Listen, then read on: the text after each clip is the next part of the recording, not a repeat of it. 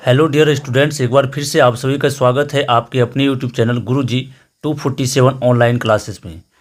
Students, आज के इस बेसिक मैथ सीरीज के वीडियो में आप लोगों के समक्ष मैं फिर से हाजिर हूं एक नया टॉपिक को लेकर के, जिसमें कि आप सभी को बताया जाएगा कि अभाज्य गुणनखंड विधि द्वारा लॉस और यानी कि एलसीएम कैसे निकालते हैं। ठीक है दोस्तों, अगर यदि आप भी अभाज्य गुणनखंड विधि द्वारा एलसीएम को निकालना नहीं जानते हैं तो बने रहिएगा मेरे साथ इस वीडियो के अंत तक।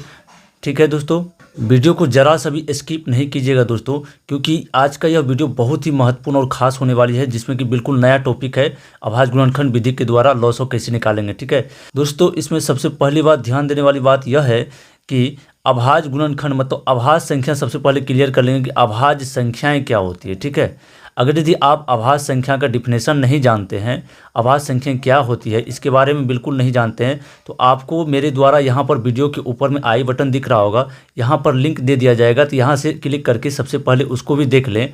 अन्यथा इस वीडियो के डिस्क्रिप्शन बॉक्स में नीचे आपको लिंक दे दिया जाएगा, वहाँ से भी जाकर के अभाज्य संख्याएँ क्या होती है, इसके साथ साथ और भी क्या क्या संख्याएँ होती है गणित में, तो उन सभी संख्याएँ को क्लियर कर लेंगे। ठीक है, लेकिन फिर भी मैं दोस्तों इस वीडियो में आपको एक छोटे से तौर पर आप लोगों को बता देना चाहूँगा कि अभाज्य संख्या क्या होती है। दोस्तों सबसे पहली बात तो अभाज्य संख्या ऐसी संख्या होती है जो किसी से नहीं कटे, मतलब खुद से कटेगा और बाकी किसी भी नंबर से नहीं कटेगा, उसे अभाज्य संख्या कहेंगे। ठीक है, जैसे कि शुरुआत हो जाता है इसका एग्जाम्पल के लिए अगर बोलेंगे, एग्जाम्पल के लिए अभाज्य संख्या का जो शुरुआत होता है वो होता है 2 से। ठीक है, 2 एक ऐसी अभाज्य संख्या है जो सम भी है और अभाज्य भी है। ठीक, 2 से शुरू होता है, कहने मतलब 2 किसी से नहीं कटेगा, सिर्फ 1 से कटेगा और स्वयं से कटेगा, कहने मतलब 2 खुद से ही कटेगा और बाकी किसी नंबर से इसको नहीं काट सकते हैं।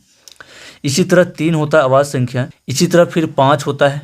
ठीक है, इसके साथ साथ 7, उसके बाद 11 डैश ETC है ना, ये सभी नंबर को अभाज्य संख्याएं कहते हैं। ये सभी संख्याएं को अभाज्य संख्या कहते हैं, जो कि किसी से नहीं कट रहा है, सिर्फ 1 से कटेगा और वह खुद से कटेगा, वो अभाज्य संख्या होता है। ठीक है, इन्हीं सभी संख्याओं की मदद से हम लोगों को एलसीएम ज्ञात करना होता है अभाज्य गुणनखंड विधि में। ठीक है, अगर यदि आप नहीं जानते हैं तो इस वीडियो के अंत तक जरूर बने रहिएगा। ठीक है दोस्तों, तो चलिए सबसे पहला प्रश्न। तो दोस्तों इस तरह से अभाज्य गुणनखंड विधि द्वारा एलसीएम निकालने के लिए मैंने कुल आप लोगों के सामने 4 प्रश्न को लिया है।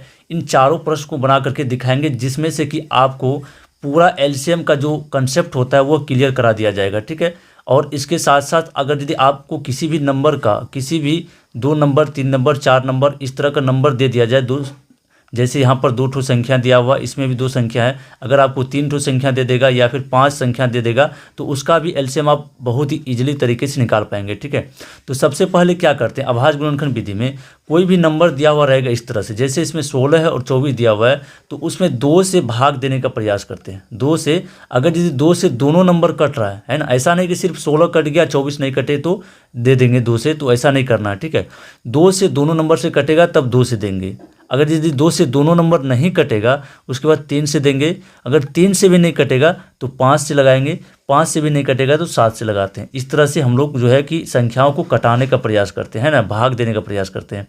तो सबसे पहले इसमें देखिए दोस्तों, 16 जो है 2 का पहाड़ा में आता है और 24 भी 2 का पहाड़ा में आ जाएगा, तो इसका मतलब यह कि ये जो संख्याएं हैं 2 संख्या, इसको 2 से कटाएंगे, तो 2 से कटाएंगे तो कितनी बार में जाएगा, ये 8 बार में जाएगा, चूँकि 2 अट्ठा 16 होता है। ठीक है, अब चलिए इसका काम हो गया। अब आगे बढ़ेंगे कि 2 से जब देंगे इसमें 24 में, ये कितने बार में जाएगा, 2 एकम 2 और 2 दूना 4, यानी कि 12 बार में जाएगा। ठीक है, ठीक इसी तरह तब तक काटते रहेंगे जब तक कि वो दोनों संख्याएं कट के अभाज्य संख्या के रूप में नहीं आ जाए।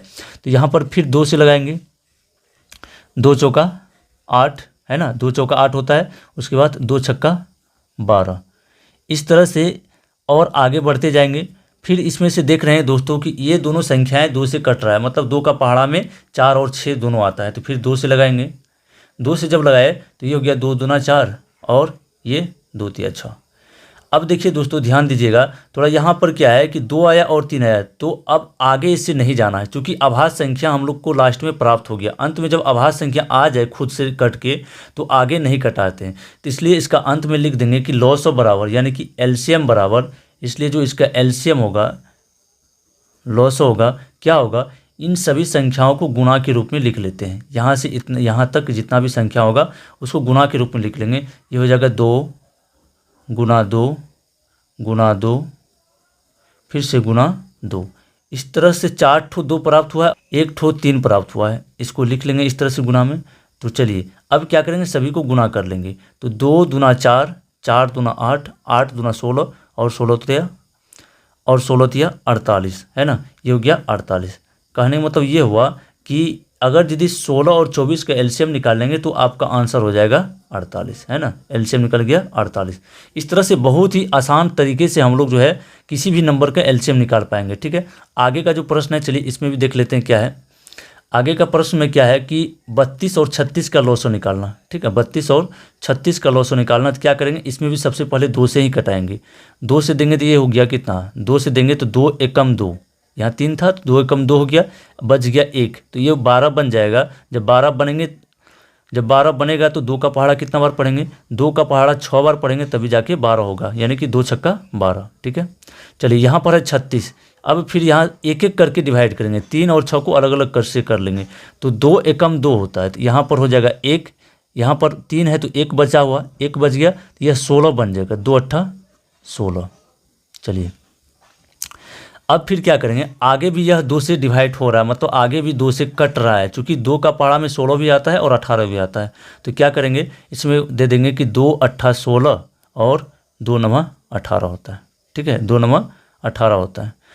अब देखिए दोस्तों, आगे जो नंबर आया है हम लोग, आगे का जो संख्या आया है, 8 आया है, 9 आया है ना।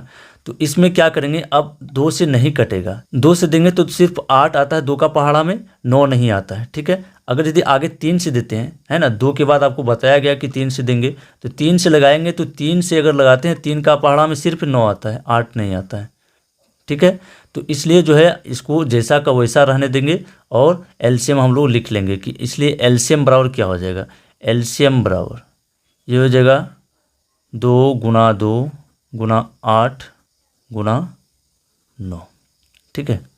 चलिए इस तरह से इसको गुना कर लेंगे, क्या हो जाएगा, ये हो जाएगा, ये होता है 9 अट्ठा 72, गुना है तो गुना किधर से भी कर सकते हैं ना, 9 अट्ठा 72, 72 दुना 144, 144 दुना 288, है ना, 144 दुना 288 हो जाएगा।